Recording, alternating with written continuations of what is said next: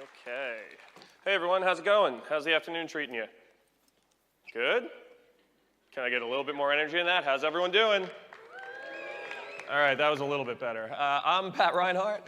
I work for an awesome company called Conductor, which is part of the WeWork family of companies. And today, I'm going to be taking you through a few customer stories, talking about indexation analysis, cannibalization analysis, and then ultimately experimenting to make yourselves more efficient, right?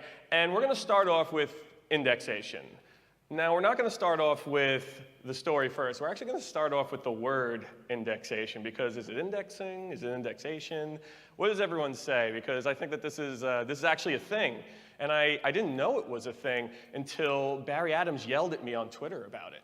And I was like, oh man, and then he yelled at Sean Butcher as well. And we were just kind of saying like, oh man, Barry, like we didn't know this was a thing, it's just kind of has a better ring to it, indexation, not indexing. And then it kind of went back and forth, and then a couple of other people got in on it. And then ultimately it ended with me saying that if you say indexation out loud 3 times, Barry Adams will appear to yell at you. So from there, he liked that, so I hope he's not mad at me. But from there, it's kind of, I'm kind of like, whatever, it is what it is still. So let's get back into the story. I would like you all to meet Brian. So these are real customer stories. Brian works at a major shoe retailer with both brick and mortar stores and a large online presence. The site was losing traffic and revenue year over year, and no one could understand why. So when they came to us, they were like, what's going on here, guys? What can we do to figure this out? So we got together, and I love having a good brainstorm. So Brian and I were talking, and he was like, there's not a lot of content on the site. Okay. I was like, do we need to rebuild the thing because the site was a little bit of a dumpster fire? And then he said there were a lot of technical issues. He was new to the company, so he was finding this out as well. And I was like, there wasn't a great mobile experience, so what do we need to do here to kind of figure this out, right? And then from there, we kind of had an aha moment. And Brian is a very cool, cool low-key guy. And over lunch one day, we were on the phone and we were talking, and he goes, hey, yeah, by the way, I didn't mention that we have 45 million URLs in the index, and the site only has about 12,000 real pages. So, of course, I was like, what? What are you talking about? And, we were getting so caught up in the bigger picture stuff of how can we get our site into the index better, and how can we have it seen better, that I didn't do a simple site operator like site : and just check to see what a general number of URLs in the index was. So, of course, the real problem presented itself, right? And the real problem was that there was a massive index bloat, right? When you have 45 million URLs in the index and you only have 12,000 real pages, that's not good, because Google is just sifting through like an endless fog of parametered pages or search result pages or whatever pages, and it can't find your real pages that you want them to see, that you want customers to see. And it's not just Google, it's your customers too. So from there, we couldn't get people to the important pages, right? And then we had to answer the question of what's junk and what's not. Because that's the real question, is you don't want to go out and get rid of the majority of your site if most of it is, or if the part of it is okay. You don't want to get rid of the part that is okay. So we started to dig in, right? So Brian and I dug in, and we found what the main culprits were, right? And you can see here, search result pages, millions and millions and millions of pages, search result pages, right? And then from there, we found faceted navigation pages, very common on large e-commerce sites, handling size, color, what have you, million different combinations, an endless amount of combinations that were equaling 45 million that were in the index. And then you had some other issues that are more common, duplicate pages, paginated pages that were not being handled properly with canonicals or rel prev, rel next, which is the right way to do it. And then ultimately, search engines couldn't get to those real pages. And does anyone here see another major issue between the 2 URLs that are on the screen? Secure and not secure, so everything was ×2. So we found all of this. We pulled back everything. We were looking at log files. We were seeing what URLs were getting pinged. We crawled the site numerous times, and we just pulled and we compiled all of this data. And ultimately, we found that we need to block a lot of the site, most of the site even. And we should probably do it in a phased approach, right? So that was the solution. And we kind of says, and I said, yeah, we should do this, just, in phase approaches. Brian, being the cool cat that he is, said, hey, we're just going to block everything at once. And of course, I was once again, I luckily didn't have a coffee in my hand at that time. I was just like, listen, man, like that's a big step. That could be disastrous for the site. If this doesn't work, let's just say that doing it all at once was your idea. If it does work, let's not forget that it was my idea to actually block things in the first place. But from there, how we did it was interesting because most people would say, okay, let's implement a canonical tag, right? For all parameter pages that go back to to the base page. You could do that. You could put no index pages on those pages. The meta robots through the meta robots tag. But the problem is that their backend was such a hornet's nest that they couldn't do any of those things. They couldn't implement anything onto the site. No canonical tags, no rel prev, rel next, no index tags on the physical pages. So we went to the robots file and we blocked everything there. Which actually was a very simple, pretty simple solution. And you can see here that you have all these, and there are hundreds of these that we started to block, and all at once. We did it all at once, and we also blocked the search result pages, right? And we went from having 45 million URLs in the index down to 11,200 in like 3 weeks. Google purged all the URLs. It was very fast, and ultimately, we had a holy moment, like what's going to happen here? And this is what happened. And this is their traffic, right? It went up and to the right, hockey stick. And this was through a very small change that probably took about 15 seconds to make and maybe a couple of days to plan. And we, of course, were like, holy crap, like this is not something you see in organic search ever. Like who gets hockey stick moments like this, right? I almost fell off my chair and spit my coffee out again. That's a theme in the office if you want to know. And so for the most part, I also want everyone to notice the numbers, on the right-hand side of the screen, or left-hand side of the screen, your left. That's 100,000, 200,000, 300,000, 400,000.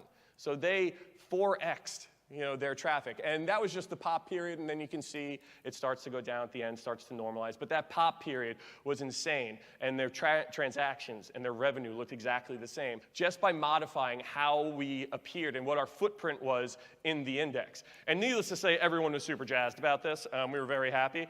And the takeaways from this story, when you're doing indexation analysis or indexing analysis, depending on which side of the fence, I'm okay with either one. If you have 45 million URLs in the index and you only have 12,000 pages, guys, there is a problem. It is not about quantity, it is about quality. Check to see how big your site is and how bloated it is, because the bloat is the problem, because Google doesn't want those pages. And more importantly, your customers don't want those pages. And that's what was happening. People were finding these faceted pages and they weren't getting any value out of the site. Another thing, small technical changes can have a really big impact. Updating your robots.txt file, which I'm sure everyone in this room knows, is not a hard thing to do. But making that one change in the course of 2 or 3, 4 weeks, you saw that pop. That's real life. And that's probably an edge case because that is an extreme because the site was so overgrown. But small technical changes can still have a big impact these days. Again, use your robots.txt file to definitively block and de-index pages. Most people would use canonicals, but that is a great directive way. Google will listen to your robots file, whereas, canonicals are really just kind of a handshake between you and Google and say, hey, I really don't want you to pay attention to these pages, but sometimes they still do. And for the most part, Brian taught me this lesson, even though I was still horribly uncomfortable with it, that sometimes it's best to just flip that switch, right? I still like to do things in phases. I suggest things like this you do in phases. But hey, sometimes it's good to just rip the Band-Aid off, right, and just do it. So moving on from there, let's talk about cannibalization, right? And again, your site is competing with itself. And I'd like you all to meet Vicus. Vicus works and owns a large e-commerce site that sells cables of all kinds, right? Very successful site. But over the years, it's about going back about 2 years ago, and still in this campaign with him, the site was slow growing year over year. It was growing, but very slowly in both traffic and revenue, but the problem was with large optimization efforts. He really wasn't seeing it was growing maybe 1-2% year over year, so really no growth at all. And he just could not figure out why. So of course, I came in and I started talking to him, and I said, what's the problem, man? He goes, I've spent thousands of dollars over the last 2 years, thousands of dollars, and nothing has worked. And I just kind of said, well, walk me through what you did. Let's go through it. And then he rattled off a laundry list of things that he had done over the last few years. Updated title tags, updated meta descriptions, all this stuff, things that have to do with SEO and things that don't have to do with SEO, right? And all of these things, I'm listening to him and I'm waiting for that one thing. And then all of a sudden I heard one thing. And I was like, boop, mixed up templates for the different size and color and product pages. I was like, what do you mean? I'm like, you have a different page for every single color and every single size for every single cable that you sell? And he did. And so what did we do? We did a cannibalization analysis. So this was a report. We pulled a whole bunch of data manually. We pulled it back into Excel. We color-coded it. We looked at keywords in similar groups that had 2 or more URLs that were ranking for them. And then we looked at the search volume, and then we color-coded that and we found that very clearly we were able to put together a report that shows these pages are all competing with each other. Different sizes, different color, different sizes, different color. And this was a site competing with itself, and we knew that's the problem, right? Just by doing that analysis, we knew that this site was just hitting itself basically over and over and over. And just to give you, what that looks like on the site, you can see here are some waterproof shielded cables, whatever those are. And for the most part, you can see here the only differences are the lengths, 300 feet and 100 feet, right? 2 different pages, 2 completely different URLs. Same thing goes for this one. Both are these 5E, category 5E plenum cables, pink, orange, same exact page, same exact content, but ranking for the same group of keywords. And we could see that it was seesawing between the 2 pages, and there were thousands of them. There were thousands of pages competing with one another, and this was the problem. So we came up with a plan. What that plan was at first, I thought was great because it was my plan. But for the most part, I said we should update the product template to combine all the colors and sizes, right? And then use drop-downs like most sites do. Hey, I want something that's this size and this color, but it's all on one page, right? And then I said we should redirect all the color and size pages to the main product page to combine any equity that had been gained. We should add more content to the product templates because for the most part it was just the manufacturing numbers. And then we should block search result pages because that's my jam, that's my thing. I am not a fan of having search result pages out in the index. I think it's bloat. And for the most part, that's what I wanted to do. And I told Vikas, I was like, you should do this. And he was like, no. And I was like, you should totally do this. And he said no. And I was like, God, all right, fine. So I had a roadblock here. Right? I knew what the problem was, but I had a roadblock, so I had to find something that would make him comfortable, a process that would make him comfortable. So what we actually did was we met in the middle, right? We added a lot more content onto the pages, and we canonicaled the search pages back to the main search page. So most of those went away, but there's still some of them out there, and I was fine with it. I wasn't happy with it, but I was fine with it. But with that said, I can't argue with the results over the last 2 years. And you can see when we started, you can just see that nice gradual growth, right? And while it's not the huge numbers that the last site saw, it's nice gradual growth that is more than the 1 or 2% that he was getting. And now he's growing, he grew about, 15%, year over year, both years. And that's good for him. And you know what? Sometimes that was a lesson for me that sometimes you got to do what is right for your clients. And that is a way that we were able to see that this site was competing with itself, right? So the takeaway from this story is that competing with yourself is, of course, beating yourself. There's nothing wrong with a safer, phased approach. So I actually wanted to do the more of a rip the Band-Aid off approach here, and then Vikas brought me back down to earth. Sometimes you have to alter your plan. Listen to your customers, look at the situation, see if they're comfortable, because some people are not comfortable just ripping that Band-Aid off. And you should also have a somewhat automated way of checking for cannibalization as your site grows, because that is something that could have saved a whole bunch of time and a whole bunch of effort for him, but also for us. And speaking of that, and getting into the experimentation section of this, is that everyone has to stop doing things the way that they've always done them, right? Some of the biggest successes that we've had at Conductor is when we just break our process and we make a new one that's even better and more efficient. And these 2 stories happened, started around the same time, right? And we were pulling everything in these huge amounts of, we were pulling in these huge amounts of data, and it was all manual. And this took weeks, right? This took too long, and I was dead after it. I was like, oh my God, this took so long. Weeks were spent this day by several people. It wasn't just me, it was my team as well. So you got 5, 6, 7 people working on this, pulling all of this data manually. It was just inefficient. And we needed to think more at scale, and everyone needs to think more at scale, moving into the future. And when you think about that, how do you move at scale, right? And we need to experiment with a new process. Something that was more accessible to more people, something that we could give our customers, but also something that we could use internally so that we didn't end up like this. Because this was, by the time we got to the end of this process, we had spent so much time on this that we didn't really gain too much out of it, right? So the ask for me was, I went to two of the smartest guys at Conductor, Dan Goodman and Pat Murphy, if they're listening, hey guys, and I gave them a somewhat impossible ask. And I said, guys, pulling all that data sucked, right? It took way too long. We have to figure out a better way to do this. We have to, we can do this, right? And they're like, sure, yep, very cool, smooth guys. They're like, yep, we can figure this out. So they got to thinking, right? And for the most part, they were like, the big question was, how do we make pulling data? Because that was really the problem. The analysis wasn't the problem. It was pulling the data, pulling that data in, right? And making it more accessible to everyone. And at first, they're like, let's do it in Excel. Let's build something, we'll do it in Excel. That did not work. That did not work. It took way too long, and we were trying to build something out, right? They're like, let's try it in Searchlight. Searchlight is Conductor proprietary software. That didn't work out because of limitations. Even with our custom reporting suite, there's nothing we could do about it. And for the most part, these two had a really great idea. And they started to build their own platform for pro services at Conductor, which is my group. And so we built our labs, and this is where we put all of our custom stuff. And we have custom workflows now for the two reports that we ran for those two stories are now here in their push button, right? You can see here the cannibalization report. The SERP report pulls in is just another name for the indexation report.